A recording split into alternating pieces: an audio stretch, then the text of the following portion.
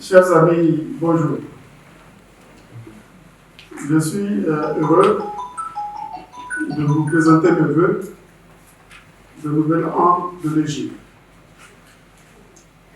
Ce voyage de la Mecque à Médine, qui représente un tournant dans la création d'un empire immense et riche, à partir d'une petite cité paisible et d'une poignée de fidèles. Ce qui puis écrire à Lamartine dans son Histoire de la Turquie, je cite, « Jamais homme ne se proposa un but plus sublime, puisque ce but était surhumain. Il s'agissait de saper les superstitions interposées entre la créature et le Créateur, rendre Dieu à l'homme et l'homme à Dieu, restaurer l'idée rationnelle et sainte de la divinité dans ce chaos de Dieu matériel et défigurer l'idolâtrie. Jamais homme n'accomplit en moins de temps une si immense et durable révolution dans le monde, puisque moins de 2 siècles après sa prédication, l'islam régnait sur les 3 Arabies, conquérait à l'unité de Dieu la Perse, le Khorasan, la Transoxiane, l'Inde occidentale, la Syrie, l'Égypte, l'Éthiopie, tout le continent connu de l'Afrique septentrionale, plusieurs îles de la Méditerranée, l'Espagne et une partie de la Guadeloupe. Si la grandeur du dessein, la petitesse des moyens, l'immensité du résultat sont les 3 mesures du génie de l'homme, qui osera comparer humainement un grand homme de l'histoire moderne à Mohammed?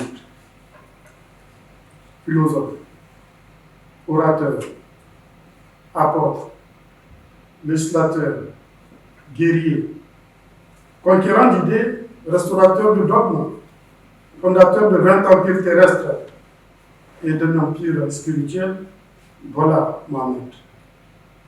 À toutes les échelles où l'on mesure la grandeur humaine, quel homme fut plus grand? Quoique fondamentalement attaché, fin de citation, quoique fondamentalement attaché à la laïcité, je considère qu'il s'agit là d'une source d'inspiration permanente.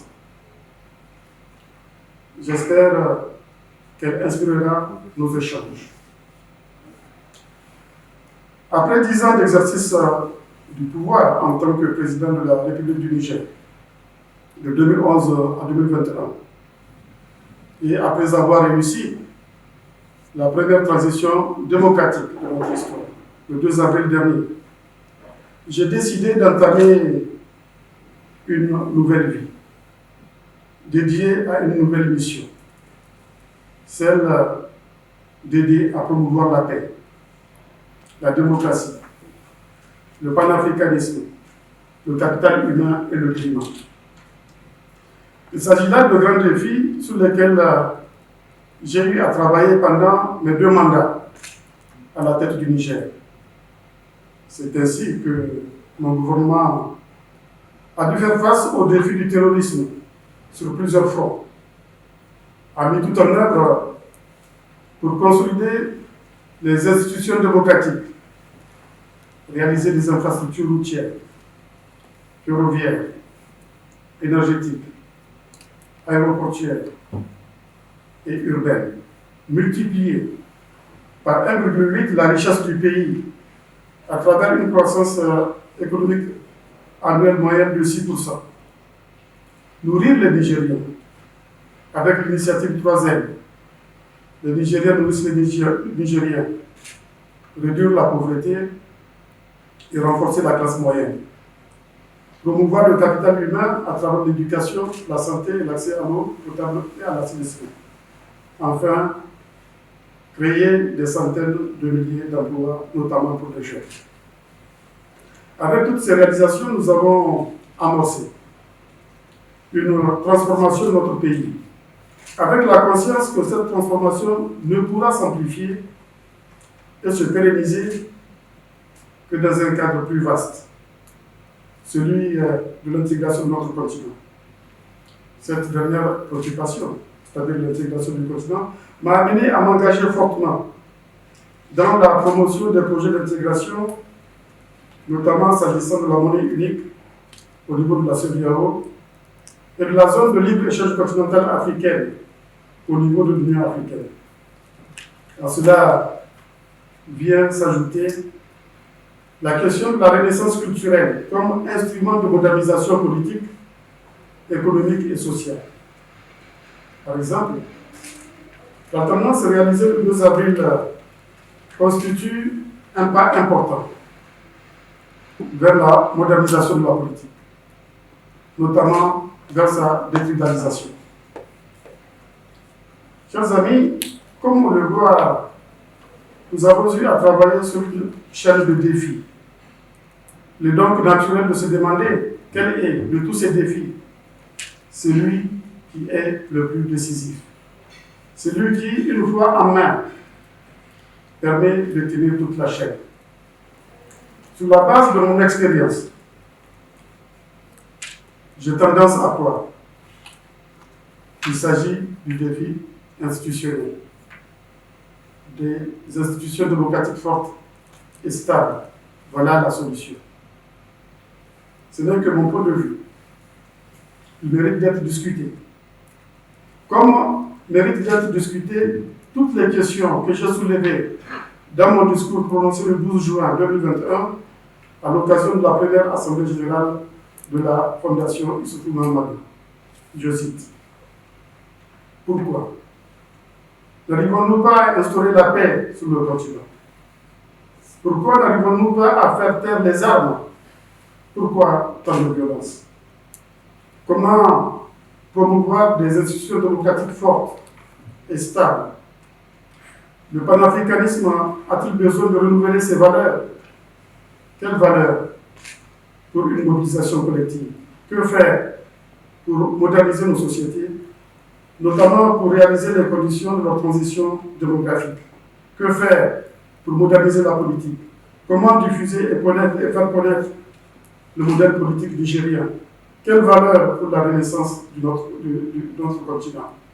Comment contribuer à l'accélération de la mise en œuvre de l'agenda 2063, notamment celle de la zone de libre-échange continentale africaine et des plans de développement de l'agriculture, des infrastructures et des industries en Afrique? Quelle contribution au débat sur la gouvernance mondiale post-Covid? Le camarade a appelé Grésa de. La Fondation Issoufou Mahamadou, dont la devise est pensée pour agir, peut et doit apporter sa contribution à la recherche des réponses à ces questions. Ainsi, la Fondation Issoufou Mahamadou mènera dans son axe pensée des réflexions, des études et des recherches dans les domaines de la paix, de la démocratie, du panafricanisme et en diffusera les résultats. Au terme de l'axe agir, la Fondation Issoufou Mahamadou entreprendra des actions en vue de la promotion du capital humain et du climat, et ce, à travers l'éducation, la santé, l'accès à l'eau et à l'assainissement, ainsi que la préservation de la biodiversité, la protection des écosystèmes, la lutte contre la désertification et contre la dégradation des sols. Envisage la mise en place des capacités permettant de perfectionner la qualité de ses propres services et d'aider les bénéficiaires des services à développer leurs capacités de réflexion et d'action. Cette vision, la nôtre à ce stade, reste à affiner, à enrichir, en un mot, à parfaire. D'où la raison de votre présence aujourd'hui parmi nous, physiquement ou par visioconférence, présence pour laquelle je vous remercie et dont nous attendons beaucoup en termes d'apport au déploiement et au développement du contenu des axes que je déclinais tantôt. Chers amis, je vous promets de pratiquer une écoute attentive et de prendre en compte vos conseils, suggestions et conclusions, d'adapter la vision et la mission de la Fondation en conséquence et de faire adopter à mon équipe les meilleures pratiques en termes de gestion. J'attends de vous des analyses et des propositions concernant tous les domaines potentiels d'intervention de la Fondation Issoufou Mahamadou, c'est-à-dire les deux volets de son intervention, penser et agir. Notre ambition est d'ancrer l'innovation et l'originalité dans les interventions de notre Fondation. Dans cette perspective, les jeunes ont un rôle déterminant à jouer. Nous sommes fiers de leur capacité à apporter des réponses adaptées et innovantes aux problèmes sociaux et économiques de notre continent.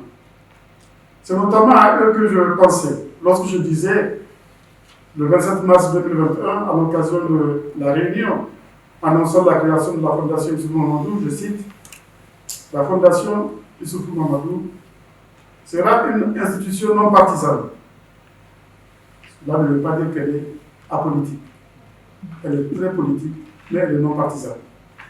Elle tentera, sur tous les secteurs que je viens d'évoquer, d'apporter sa modeste contribution dans le combat pour l'émergence de notre continent. Ce combat sera long et prendra plusieurs décennies. Notre continent le gagnera si ses enfants sont unis, si tous les enfants du pays venaient par leurs mains assemblées, boucher les trous de la jarre percée, le pays sera sauvé. C'était un slogan qu'on avait l'habitude de répéter quand on était étudiant. C'est ce que disait le roi Guézon. Avec l'agenda 2063, l'Afrique a bien assimilé le message de ce sage roi du Bénin. Pour ma part, je tiens à réaffirmer ici ma foi en cette Afrique maîtresse de son destin, en cette Afrique qui gagne, en cette Afrique qui émerge, une Afrique prospère, en paix, une Afrique débarrassée du terrorisme et du crime organisé. La Fondation Issoufou Mahamadou participera à la réalisation de cet idéal par la réflexion et l'action.